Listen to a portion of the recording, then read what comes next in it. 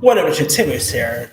Now, since I'm doing my reviews for movies based on real life serial killers, here's my review for the final one I'm doing a review for. And since the Hulu film The Boston Strangler premieres this week, that's not the only movie that came out that was about the Boston Strangler. So here's my review for the 1968 film, simply titled The Boston Strangler. Now, this film was directed by Richard Fletcher, who of course, is best known for directing B-level movies like Fantastic Voyage, uh, 20,000 Leagues Under the Sea, really iconic films. And this also starred Henry Fonda. You also had the likes of George Kennedy, Murray Hamilton, uh, Sally Kellerman. You also had, you know, Tony Curtis was also in this. And if you guys don't know much about the story here, it's like when a string of women in Boston starts turning up dead.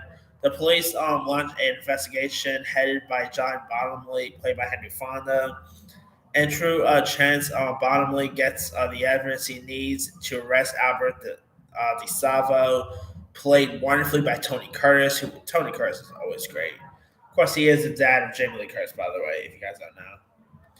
And so, of course, like though DeSavio denies having any connection to the murders at first, the police uses hypnosis, pressured integration, and interviews with the only surviving victim, played by Sally Kellerman. She coaxes him into confessing. And this movie is really intriguing. I mean, great performances by Henry Fonda, who is always obviously a living legend. You also had Tony Curtis was great in this.